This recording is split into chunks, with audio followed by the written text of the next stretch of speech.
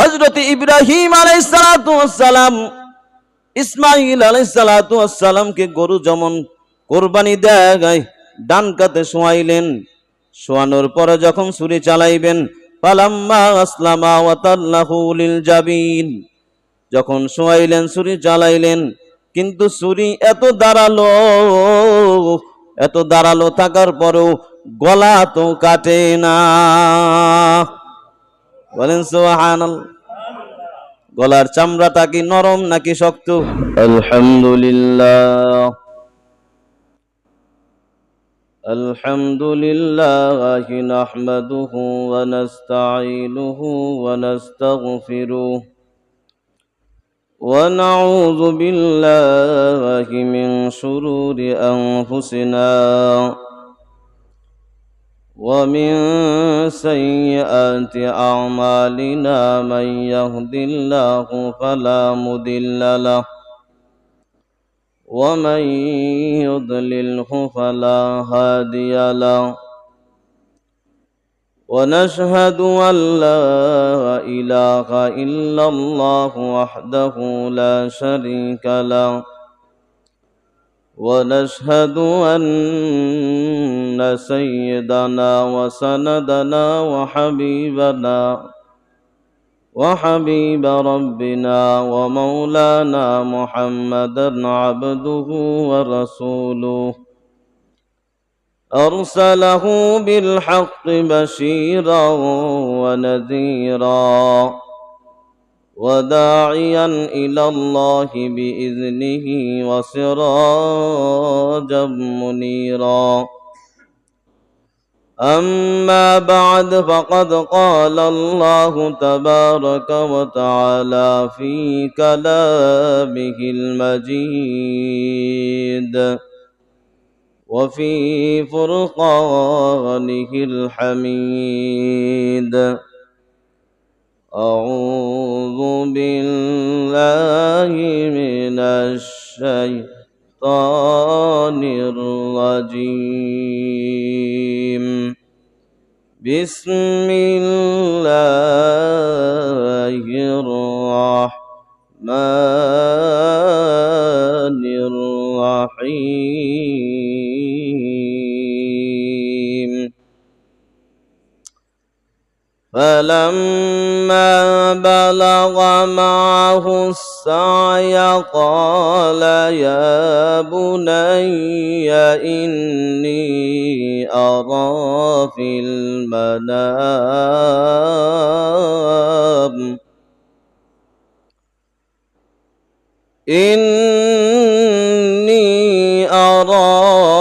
المنام أني أذبحك فانظر ماذا ترى.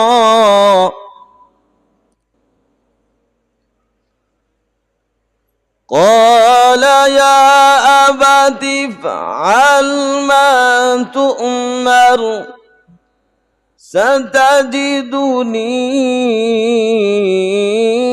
إن شاء الله من الصابرين.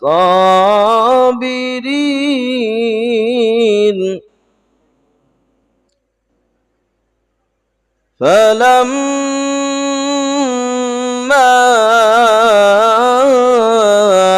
أسلما وتله للجبين.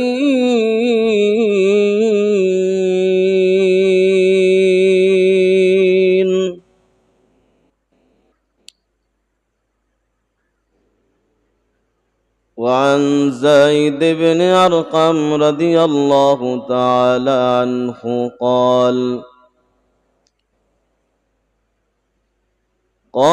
أصحاب رسول الله صلى الله عليه وسلم ما هذه الأضاحي؟ قال سنة أبيكم إبراهيم عليه السلام. قالوا فما لنا فيها يا رسول الله؟ قال بكل شعرة حسنة. قالوا فالصوف يا رسول الله. قال بكل شعرة من الصوف حسنة. وعن أبي هريرة رضي الله تعالى عنه قال قال رسول الله صلى الله عليه وسلم ما من أيام أحب إلى الله أن يتعبد له فيها من 10 ذي الحجة يعدل صيام كل يوم منها بصيام سنة وقيام كل منها بقيام ليلة منها كل يوم بقيام ليلة القدر. وقال تعالى في شان حبيبه إن الله وملائكته يصلون على النبي يا أيها الذين آمنوا صلوا عليه وسلموا تسليما. اللهم صل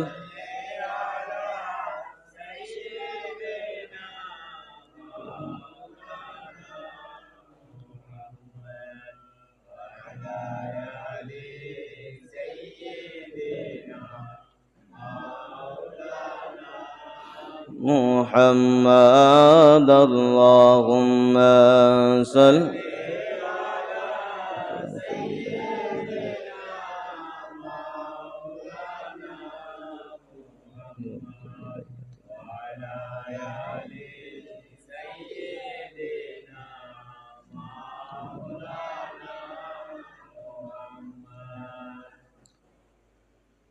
بلغ العلا بكماله كشف الدجى بجماله حسنت جميع خصاله صلوا عليه وآله.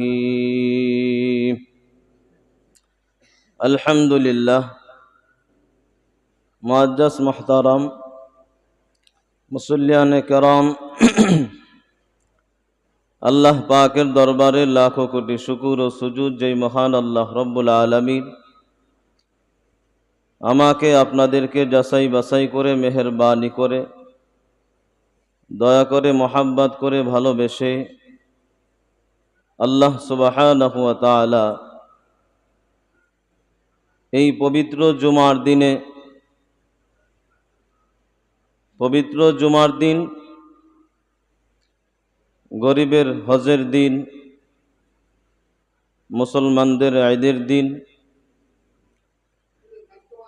এই জুমার দিনে আল্লাহ রব্বুল আলামিন আল্লাহ তাআলার ঘরে আসার এবং বসার তৌফিক দান করলেন। এই জন্য অন্তর থেকে মোহাব্বতে সকলেই আল্লাহ পাকের শুকরিয়া জ্ঞাপন করি, সকলেই বলি আলহামদুলিল্লাহ। আসলে আপনার আমাদের কোনো ক্ষমতা নাই, যদি আল্লাহ পাক রব্বুল আলামিন আমাদেরকে নেক কাজ করার সুযোগ না দেন। আল্লাহ সুবহানাহু ওয়া তাআলা যদি আমাদেরকে নেক কাজ করার সুযোগ দান করেন, তাহলেই আল্লাহ রব্বুল আলামিনের নেক কাজ করার জন্য আমরা তৌফিক পাই।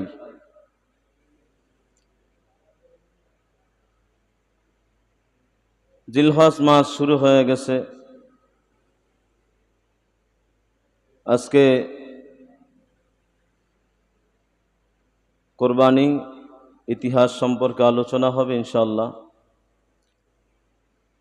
এবং যে জিলহজ মাসে 10 তারিখে আল্লাহ রব্বুল আলামিন মুসলমানদের জন্য যে কোরবানির ব্যবস্থা করেছেন,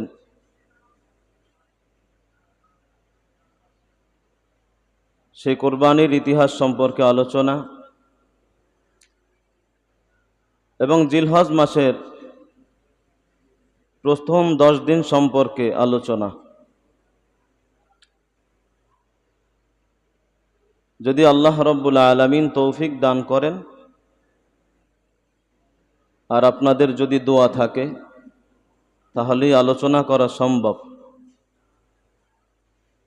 না হলে আল্লাহ রব্বুল আলামিন যদি ক্ষমতা না দেন, তৌফিক না দেন, একটা কথা বলার ক্ষমতা নাই।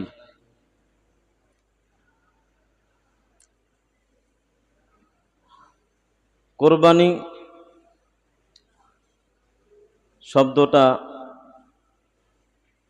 হচ্ছে আরবি এবং বাংলাতেও আমরা ব্যবহার করি, অনেকে উর্দুতেও ব্যবহার করে। কোরবানির আরেক আরবি হলো উদহিয়া।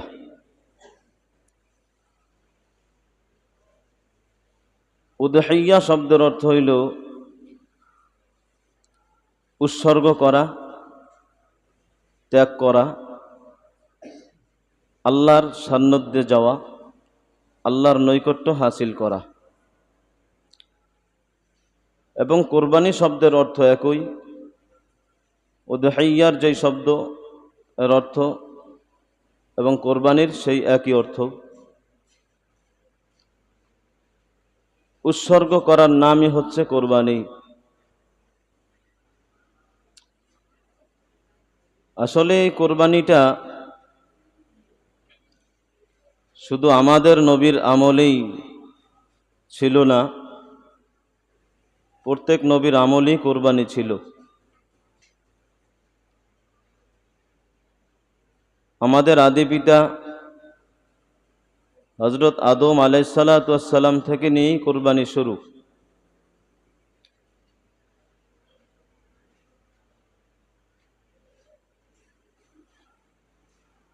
আগের জমানায় কোরবানি দিলে এই কোরবানির কবুল হওয়ার আলামত ছিল, কিন্তু আমাদের এই জমানায় কোরবানি দেয় ঠিকই, কিন্তু কোরবানির যে কবুল হওয়ার আলামত নাই, আলামত পাওয়া যায় না। হযরত আদম আলাইহিসসালাতু ওয়াসসালামের জমানায় কোরবানি দিলে এটার কবুল হওয়ার আলামত ছিল। যেমন হাবিল কাবিল দুই ভাইয়ের যে কোরবানি, এই কোরবানির কবুল হওয়ার আলামত ছিল। আলামতটা কি? তারা যেই জন্তুটা কোরবানি দিতেন বা যেই বস্তুটা আল্লাহর নামে উৎসর্গ করতেন, এটা আল্লাহ রব্বুল আলামিনের পক্ষ থেকে আসমান থেকে আল্লাহ তাআলার হুকুমে আগুন আইসা এটাকে জ্বালায় দিত। আগুন আইসা কি করত? জ্বালায় দিত। যারা যেই বস্তু যেই জন্তু কোরবানি দিবে, ওই কোরবানিটা একটা স্থান ছিল, ওই স্থানে নিয়ে থুয়ে দিত। যারটা কবুল হইতো তারটা পুইরা যাইত, যারটা কবুল হইতো না, যেইভাবে থুয়ে আসছে ওইভাবেই থাকতো। তারা বুঝতো যে আমার কোরবানিটা কবুল হয় নাই, আর যারটা কবুল হইতো সে তো বুঝতো আমার কোরবানিটা কবুল হয়েছে। কিন্তু বর্তমান জমানায় কিন্তু এরকম নাই, আছে? কারণ এটাও আল্লাহ পাক গোপন রাখছেন। এটা আল্লাহ পাক কি রাখছেন? গোপন রাখছেন। কার কোরবানি কবুল হবে, কারটা হবে না, সেটা আল্লাহ পাক জানেন। কবুল রাখছেন এই জন্য, গোপন রাখছেন এই জন্য আমাদের নবী হযরত মুহাম্মদুর রাসূলুল্লাহ সাল্লাল্লাহু আলাইহি ওয়াসাল্লাম আল্লাহর দরবারে দোয়া করেছিলেন। কারণ এটার দ্বারা মানুষ সম্মানিত হয়, আবার বেয়াজ্জতি হয়। এই জন্য আল্লাহ পাকের দরবারে দোয়া করার কারণে আল্লাহ পাক এটাকে গোপন রাখছেন।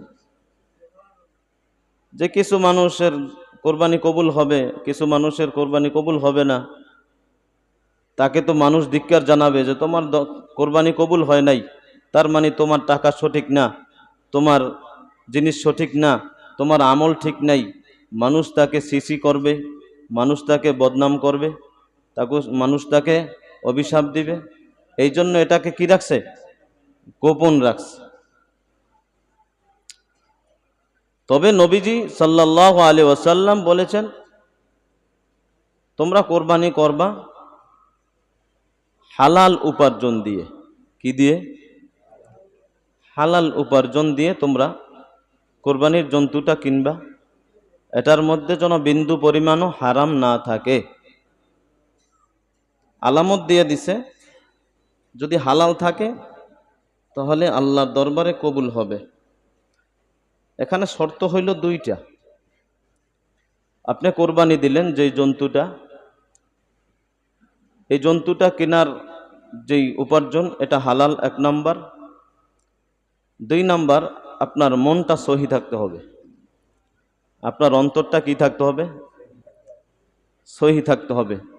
তাহলে 2টা জিনিস, একটা হলো অন্তর সহি, আমার অর্থ সম্পদ সহি, অর্থও সহি, মনও সহি, এর কোরবানি কবুল হওয়ার সম্ভাবনা বেশি। এর কোরবানি কবুল হওয়ার সম্ভাবনা কি বেশি।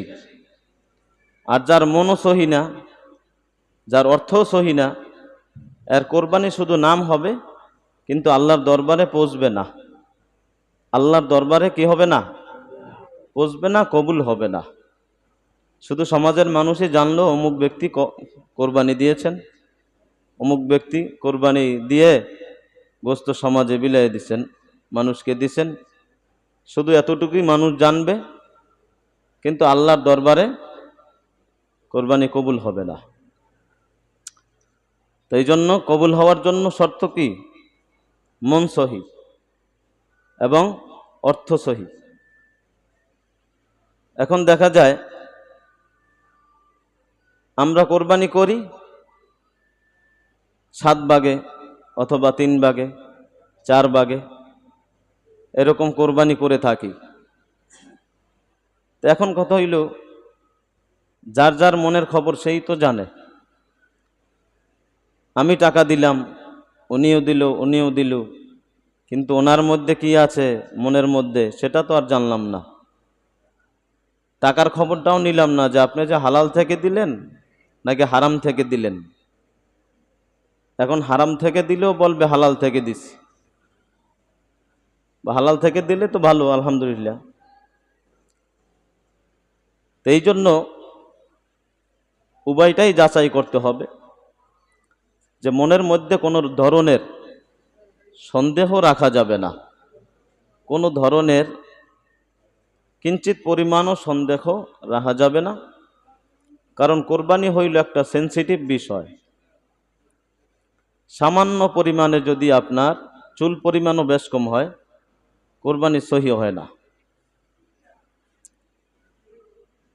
দেখবেন অনেক মানুষের নিয়ত থাকে যে বছরে একটা কোরবানি আসছে, এই উসিলায় কিছু গোশত খাবো, এই উসিলায় কিছু মাংস খাবো, এরকম একটা নিয়ত থাকে। থাকে কি থাকে না?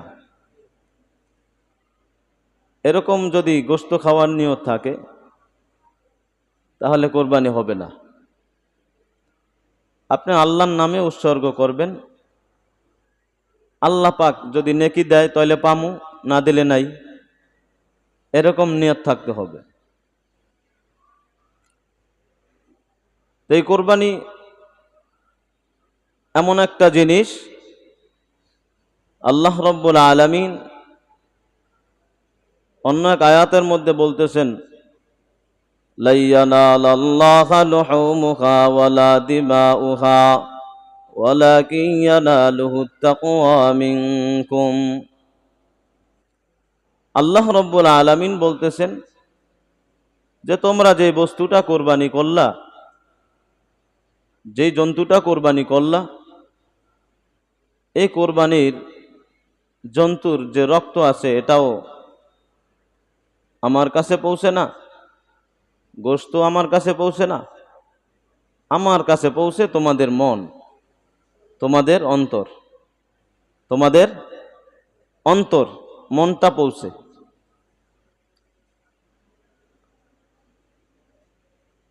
তো দেখেন, তাহলে এই আয়াত দ্বারা বোঝা গেল আল্লাহ রব্বুল আলামিন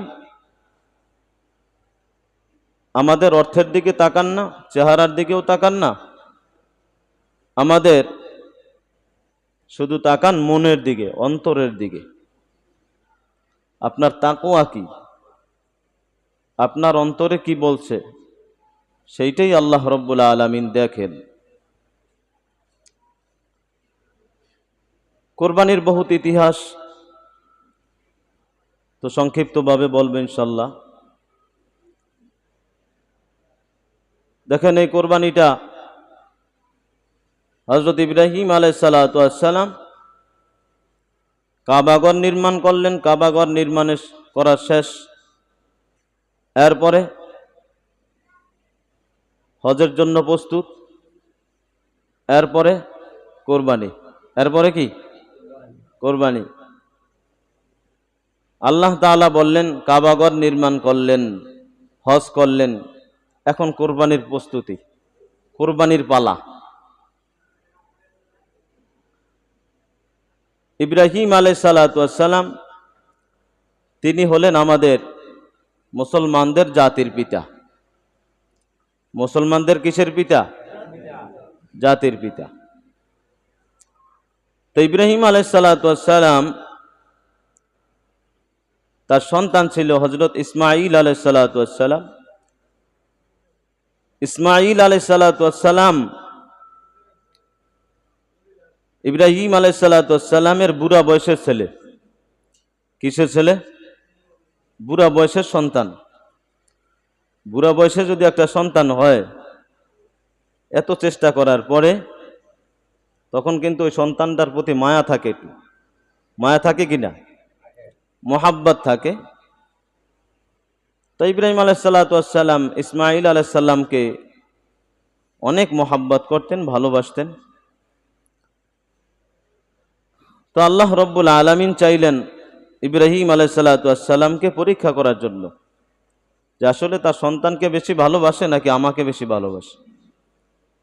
ইব্রাহিম আলাইহিস সালাতু ওয়াস সালামকে আল্লাহ রব্বুল আলামিন পরীক্ষা করতে চাইলেন। তা ইব্রাহিম আলাইহিস সালাম আল্লাহ তাআলাকে যে ভালোবাসেন সেটা কি আল্লাহ জানেন কিনা? জানেন না। তা তারপরও পরীক্ষা করলেন, তারপরও পরীক্ষা করে দেখলেন। তো ইব্রাহিম আলাইহিস সালামের ছেলে ইসমাঈল আলাইহিস সালাম যখন তার বয়স 8 বছর, কয় বছর? 8 বছর বয়স। তো ইব্রাহিম আলাইহিস সালাতু ওয়াস সালাম সিরিয়াতে ছিলেন।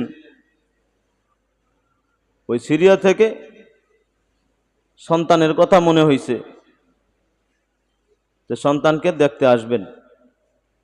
ফারহান নামক যে মরু প্রান্তর, যেটা এখন মক্কা, যেই জায়গা এখন শহর হয়েছে, সব সময় মানুষ থাকে, কিন্তু ওই সময় কি কোনো মানুষ থাকতো না, কিছুই থাকতো না। যে সন্তানকে থুয়ে এলাম, স্ত্রীকে থুয়ে এলাম, কি অবস্থা, তাদেরকে তো একটু দেখা দরকার, দেখতে যাওয়া দরকার। কারণ ওই যে সিরিয়া থেকেই যখন আসবেন, তো আসার পথেই তিনি, কারণ সিরিয়া থেকে তো ফারহান যেই মরুপ্রান্তর অনেক দূর।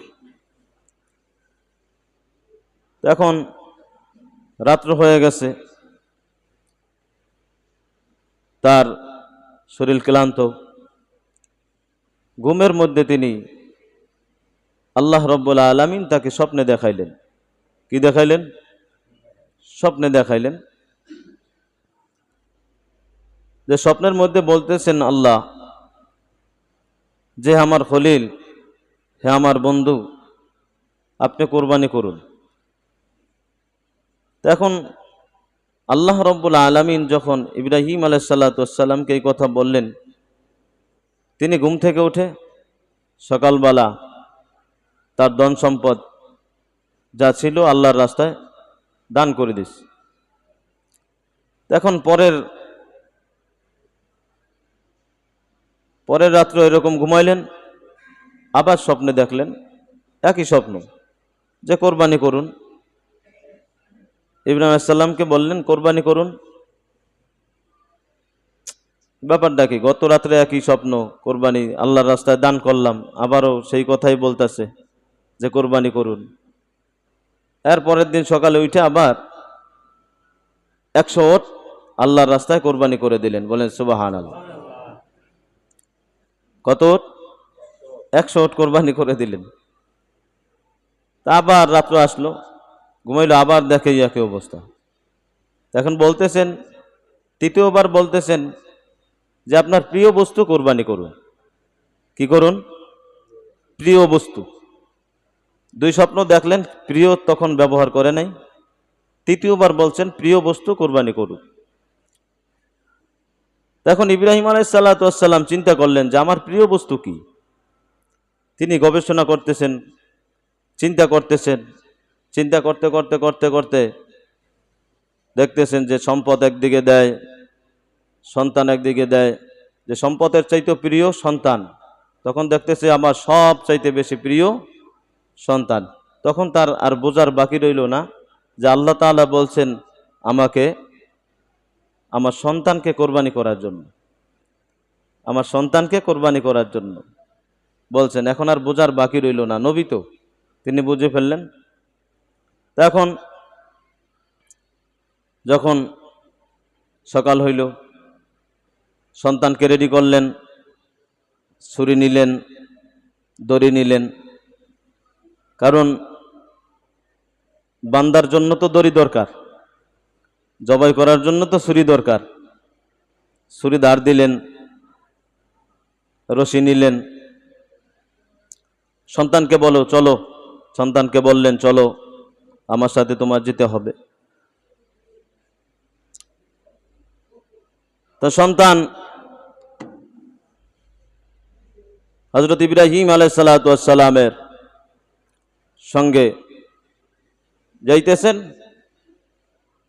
ইব্রাহিম আলাইহিস সালাম এর মধ্যেই সন্তানের সঙ্গে পরামর্শ করতেছেন যে সন্তান তোমার তো বয়স 8 বছর, আল্লাহ পাক তো স্বপ্নে দেখাইলেন, আমাকে বললেন যে তোমাকে কুরবানি করার জন্য। আল্লাহ তাআলা বলতেছেন فَلَمَّا بَلَغَ مَعَهُ السَّعْيَ قَالَ يَا بُنَيَّ إِنِّي أَرَى فِي الْمَنَامِ أَنِّي أَذْبَحُكَ فَانظُرْ مَاذَا تَرَىٰ قَالَ يَا أَبَتِ افْعَلْ مَا تُؤْمَرُ ستجدني إن شاء الله من الصابرين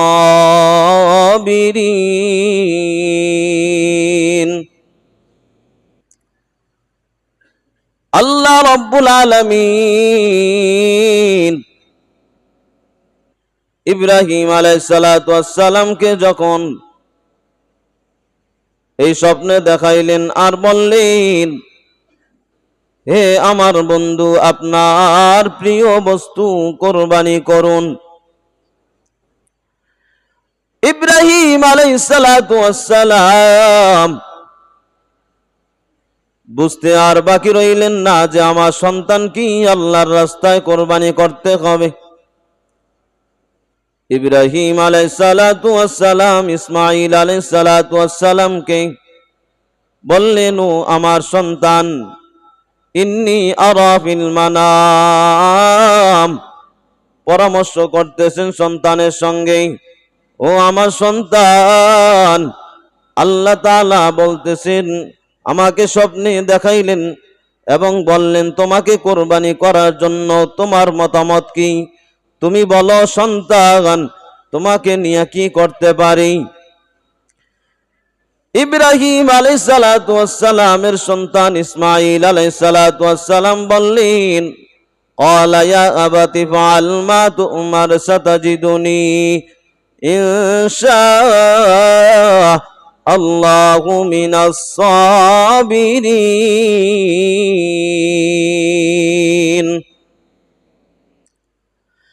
ইসমাঈল আলাইহিস সালাম ডাক দিয়া বললেন, বাবা গো, আল্লাহ তাআলা যখন আপনাকে বলছে আমাকে কোরবানি করার জন্য, আপনি আর দেরি করবেন না। আল্লাহ তাআলা যেই কথা বলছেন সেই কথা আপনি পালন করুন। দেখেন কেমন সন্তান আর কেমন বাবা। বর্তমান যুগে যদি কোনো বাবা যদি স্বপ্নে দেখা এই কথা সন্তানকে বলে, ও বাবা আমি স্বপ্নে দেখছি তোমাকে কোরবানি করতে হবে, সন্তান একটা লাভ দিয়া বলবে, বাবারে তুমি কি বললা, এটা আমাকে কোরবানি করতে হবে? তোমার মতন পাষাণ বাবা তো আর এই দুনিয়ার জমিনে নাই। এই কথা বলবে কি বলবে না? তোমার মতন খারাপ তো আর কেউ হতে পারে না। তুমি আমাকে জবাই করার জন্য তোমাকে স্বপ্নে দেখাইছে, যদি এই কথা এখন কোনো বাবা সন্তানকে বলে, মেনে নিবে? মেনে নিবে নি? মেনে নিবে না। ইব্রাহিম আলাইহিস সালাতু ওয়াস সালাম তাফসীরের মধ্যে এসেছে, ইব্রাহিম আলাইহিস সালাতু ওয়াস সালাম এই কথা বলার সঙ্গে সঙ্গে সন্তান রাজি হয়ে গেল। শুধু রাজি হয় না, বললেন, বাবা গো, আমাকে আপনি ধৈর্যশীলদের মধ্যে একজন পাইবেন। বলেন সুবহানাল্লাহ। আরে কেমন সন্তান! বাবা এবার খুশি হয়ে গেলেন। সন্তানের সাথে পরামর্শ করলাম, তার মত নিলাম, সন্তানও রাজি, আমি তো রাজি। আল্লাহ রব্বুল আলামিনের আনুগত্য পালন করার জন্য দুজনেই রাজি হয়ে গেলেন। এবার ইব্রাহিম আলাইহিস সালাতু ওয়াস সালাম তার সন্তানকে নিয়ে সাইয়্যিদনা ইসমাঈল আলাইহিস সালাতু ওয়াস সালামকে নিয়ে রওনা। ইব্রাহিম আলাইহিস সালাতু ওয়াস সালামের মনের মধ্যে খুশি, আল্লাহর হুকুম পালন করার জন্য যাইতেছি। ইব্রাহিম আলাইহিস সালাতু ওয়াস সালাম তাড়াতাড়ি করিয়া খাটিয়া যাইতেছেন, সন্তানটা পিছনে পড়িয়া গেল। ইসমাঈল আলাইহিস সালাম পিছনে পড়িয়া গেলেন। কিতাবের মধ্যে নাকি তাফসীরের মধ্যে এসেছে, যখন ইসমাঈল আলাইহিস সালাতু ওয়াস সালাম পিছনে পড়িয়া গেলেন, আমাদের চিরশত্রু একজন আছে না নাই? ওই চিরশত্রু হইল ইবলিস।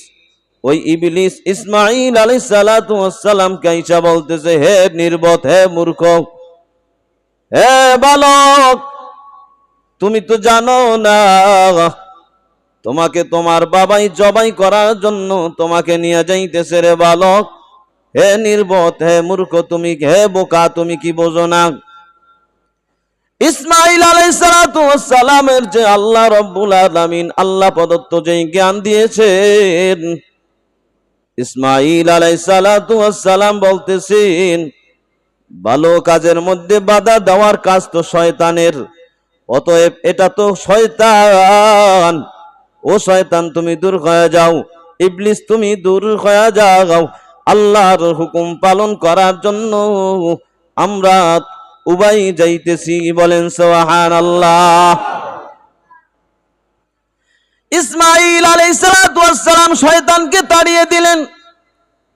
কিতাবের মধ্যে লাগে 3 বার শয়তান তাকে কুমন্ত্রণা দিয়েছে, শয়তান তাকে বাধা দিয়েছে, ইসমাঈল বোকা তুমি যাও না, কারণ শয়তানের তো আর সহ্য হয় না আল্লাহর হুকুম পালন করার জন্য। আল্লাহর পরীক্ষায় তারা পাশ হইব, এটা তো শয়তান চায় না। শয়তান হইল আমাদের চিরশত্রু, ঠিক কিনা? ইসমাঈল আলাইহিস সালাতু ওয়াস সালাম বলতেছেন, শয়তানকে খুশি করা যাইব না। ওই মাওলা পাককে যেই আল্লাহ হাজার হাজার মানুষ থেকে আমি ইসমাঈলকে পছন্দ করেছেন, এটা তো আমার সুকপাল, আমার কিসমত ভালো, আমি হইলাম সৌভাগ্যবান। আল্লাহ তাআলা যে আমাকে তার বান্দাদের মধ্য থেকে, মুমিন বান্দাদের মধ্য থেকে আমাকে পছন্দ করছেন, এই জন্য আমি আল্লাহর কাছে শুকরিয়া আদায় করি। বলেন সুবহানাল্লাহ। ইসমাঈল আলাইহিস সালাতু ওয়াস সালাম ওই শয়তানকে আবার তাড়া দিলেন। এইভাবে একবার নয়, 2 বার নয়, 3 বার শয়তানকে তাড়া দিলেন। কয়বার?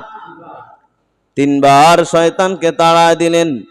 আল্লাহ রব্বুল আলামিন এই তিনবার তাড়ানোটা এমন ভাবে পছন্দ করছেন আল্লাহ তাআলা বলেন কিয়ামত পর্যন্ত যত মানুষ আসবে, যত মুসলমান আসবে, যত আমার দাসত্ব পালন করার জন্য যত মুসলমান আমি আল্লাহ তাআলা বানাইব, এই মুসলমানদের মধ্যে যারা হজ করার জন্য এই কাবা ঘরে আসবে, হজ করার জন্য যত হাজি আসবে, এই হাজিদের জন্য আমি আল্লাহ তাআলা ওয়াজিব করে দিলাম তিনবার কঙ্কর নিক্ষেপ করা।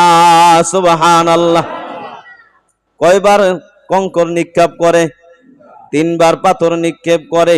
এই তিনবার পাথর নিক্ষেপ করা হাজী সাহেবের জন্য ওয়াজিব। কি? হযরত ইব্রাহিম আলাইহিস সালাতু ওয়াস সালাম, সুবহানাল্লাহ, ইসমাঈল আলাইহিস সালাতু ওয়াস সালাম, আমার ভাইরা, আমার বন্ধুরা, ইসমাঈল আলাইহিস সালাতু ওয়াস সালামকে যখন ছুরি চালাইবেন ওই স্থানে নিয়ে গেলেন, যেই জায়গার মধ্যে কুরবানি করা চালাইলেন, আল্লাহ পাক বললেন ছুরি এত দাঁড়ালো, ওই জায়গায় যখন নিয়ে গেলেন এত দাঁড়ালো, ওই জায়গায় নিয়ে যাওয়ার পরে কাটে না। ইসমাঈল আলাইহিস সালাতু ওয়াস সালামকে বাঁধলেন, বাঁধার চামড়াটা জবাই করলেন, শক্ত অনেক নরম, একটা চাকু দিয়ে পার দিলে মানুষ মারা যায়, যায় কি যায় না? অথচ এত দাঁড়ালো ছুরি, তার গলা কেন কাটে না? ইব্রাহিম আলাইহিস সালাতু ওয়াস সালাম বলতেছেন কারণটা কি? কারণটা কি? গলা কেন কাটে না? গলা কেন কাটে না? আল্লাহ রাব্বুল আলামিন কিতাবের মধ্যে লেখেন, আল্লাহ তাআলা ছুরিকে ডাক দেয়া বলতেছেন, হে চাকু তুমি কার? কয় আল্লাহ তোমার। কয় কার হুকুম মানবা? কয় আল্লাহ তোমার হুকুম মানবো। অতএব ইসমাইলের জন্য গলা তো কাটবে দূরের কথা, একটা পশম যেন না কাটে। বলেন সুবহানাল্লাহ। একটা পশম যেন না কাটে, কারণ ওই ছুরিও আল্লাহর কথা শোনে। কার কথা? আল্লাহর কথা শোনে। ছুরিকে যখন আল্লাহ তাআলা গায়বী ভাবে বলে দিলেন, ওই ছুরিও আল্লাহর কথা শুনলেন, আর কাটে না গলা, গলা কাটে না। ইসমাঈল আলাইহিস সালাতু ওয়াস সালাম বাবাকে ডাক দিয়া বলতেছে আদর করিয়া, ও বাবা, আপনি যে আমাকে জবাই করবেন, আপনার তো অন্তরের মধ্যে এখনো দেখা যায় মায়া আছে, আপনার মোহাব্বত আছে আমার প্রতি। অতএব আমার শরীরের মধ্যে যে জামা আছে, এই জামাটা খুলিয়া আপনার চক্ষুটা বেঁধে নেন। সুবহানাল্লাহ। ইব্রাহিম আলাইহিস সালাতু ওয়াস সালাম যখন সন্তানের কথা শুনিয়া ওই জামাটা নিয়ে চক্ষুটা বাঁধলেন, চক্ষুটা বাঁধার পরে যখন ওই দাঁড়ালো ছুরিটা নিয়া, অন্য এক কিতাবের মধ্যে লেখে ওই ছুরিটা যখন রাগ করিয়া ইব্রাহিম আলাইহিস সালাতু ওয়াস সালাম ফেলে দিলেন, ফেলে দেওয়ার পর একটা পাথরের উপরে পড়লো, ওই পাথরটা সঙ্গে সঙ্গে দুই টুকরা হয়ে গেল। ছুরিটার এত ধার, ইব্রাহিম আলাইহিস সালাম যখন রাগ করে ফালায় দিলেন, একটা পাথরের উপরে পড়ছে, ওই পাথরটা দুই ভাগ হয়ে গেছে। সুবহানাল্লাহ। গলা কাটে না, পাথর দুই ভাগ হয়ে যায়। কার কারিশমা? আল্লাহর। কার নীলা খালা? আল্লাহর নীলা খালা। এই আমার ভাইরা, আমার বন্ধুরা, আমার ইব্রাহিম আলাইহিস সালাম যখন ছুরি চালাইলেন, ছুরি চালানোর সময় এবার আল্লাহ রাব্বুল আলামিন জিবরাইল আলাইহিস সালামকে ডাক দিয়া বললেন, ও জিবরাইল,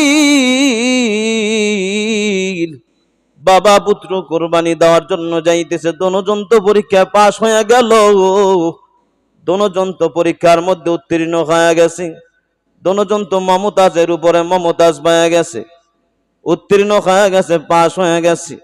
জিবরাইল যাও, ওই জান্নাতের মধ্য থেকে একটা দুম্বা নিয়া ইসমাইলকে সরাইয়া তার জায়গার মধ্যে ওই দুম্বাটা শোয়াইয়া দাও। সুবহানাল্লাহ। এই দুম্বাটা যখন শোয়া দিল, দুম্বাটা শোয়া দেওয়ার পর যখন ছুরি চালাইলেন, ছুরি চালানোর পরে এবার দূর থেকে হযরতে জিবরাইল আলাইহিস সালাম ধ্বনি দিলেন আল্লাহু আকবার। কি বললেন? আল্লাহু আকবার।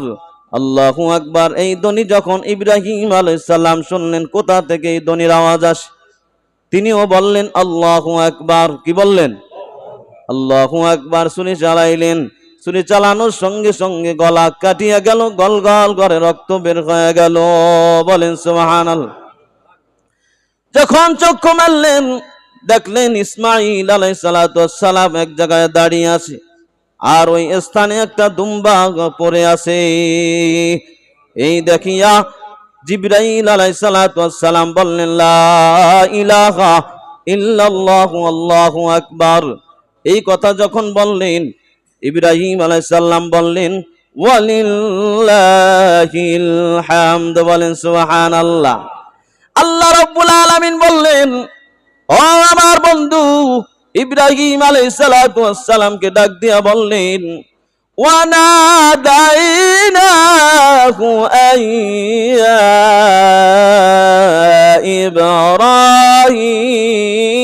ইব্রাহিম। আল্লাহু আকবার। ইব্রাহিম আলাইহিস সালাতু ওয়াস সালাম ডাক দিয়া বললেন, ও আমার বন্ধু, আপনার পরীক্ষা তো, আপনি পরীক্ষার মধ্যে পাস হয়ে গেছেন। কদ সাদ্দাকাতার রুইয়া ইন্না কাযালিকা নাজিজিল মুহসিনিন।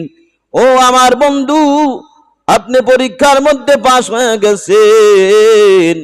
আপনারা যেই তাকবীর বললেন, জিবরাইলও তাকবীর বলল, আপনিও বললেন, এই তাকবীরটাকে আমি আল্লাহ তাআলা কিয়ামত পর্যন্ত যত মুসলমান আসবে, আর ওই মুসলমান আসলে কিয়ামত পর্যন্ত যত মুসলমান আসবে, ওই মুসলমানের মধ্যে এই তাকবীরটা আমি আল্লাহ তাআলা ওয়াজিব করে দিলাম। বলেন সুবহানাল্লাহ।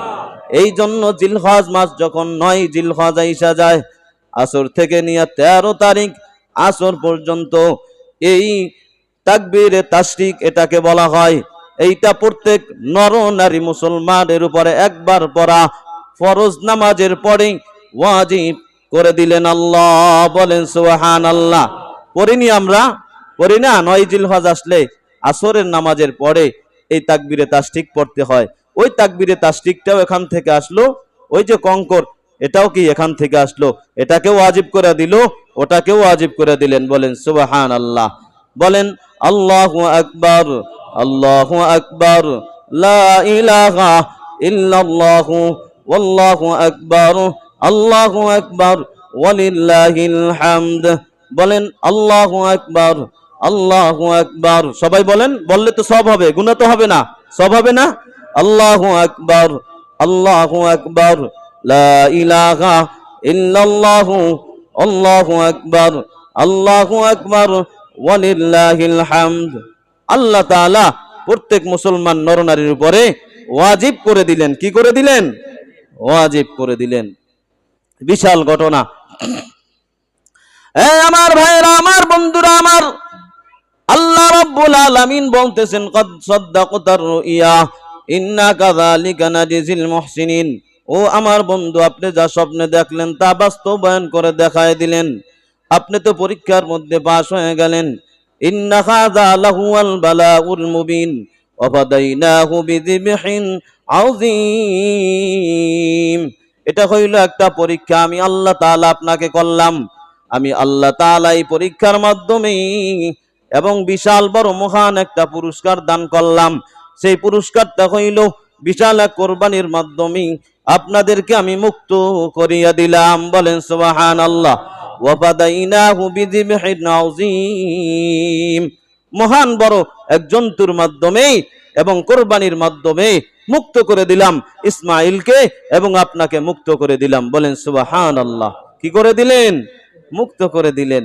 যদি ওই সময় ইসমাঈল আলাইহিস সালাম জবাই হয়ে যাইতো, এখন তো প্রত্যেক ঘরের সব বড় সন্তানটা, আদরের সন্তানটা জবাই করা লাগতো, লাগতো কিনা? তা আল্লাহ তাআলা এটা জানে তো, বোঝে, কারণ মানুষ জবাই করা যাবে না, এরা আমার ইবাদত করবে, এরা হইল শ্রেষ্ঠ। অতএব এটার দ্বারা আল্লাহ পাক দুম্বা দিয়ে দিলেন, চতুষ্পদ প্রাণী। বলেন সুবহানাল্লাহ। এই জন্য চতুষ্পদ প্রাণী কুরবানি করতে হবে। কি প্রাণী? চতুষ্পদ প্রাণী বুঝেননি? 4 পাওয়ালা। কয় পাও? 4 পাওয়ালা। তা 4 পাওয়ালা কি আছে? মহিষ আছে, গরু আছে, ছাগল আছে, দুম্বা আছে, বেড়া আছে, এগুলি করবেন।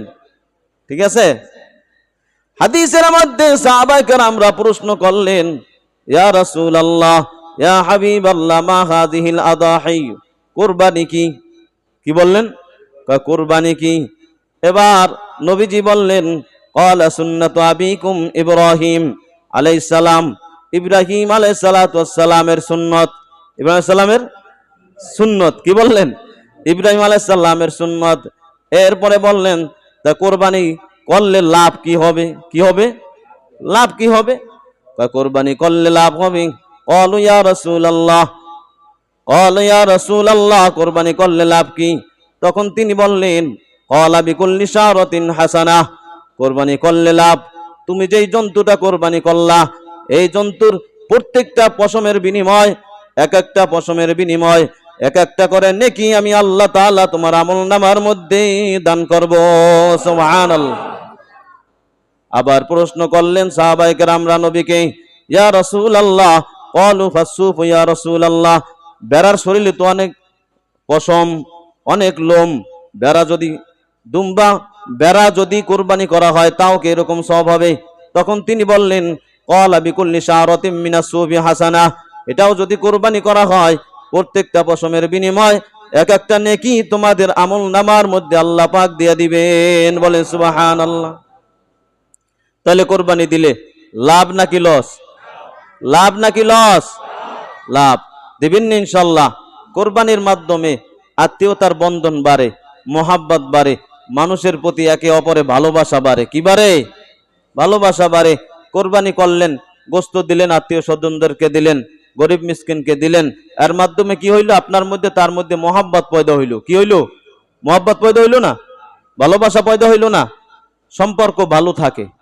তো যাই হোক, আল্লাহ রাব্বুল আলামিন আমাদেরকে এই আয়াতের উপর, হাদিসের উপর আমল করার তৌফিক দান করুক। সকলে বলেন আমিন। ওয়া আখিরু দাওয়ানা আনিল হামদুলিল্লাহি রাব্বিল আলামিন। আসসালামু আলাইকুম ওয়া রাহমাতুল্লাহি ওয়া বারাকাতুহু।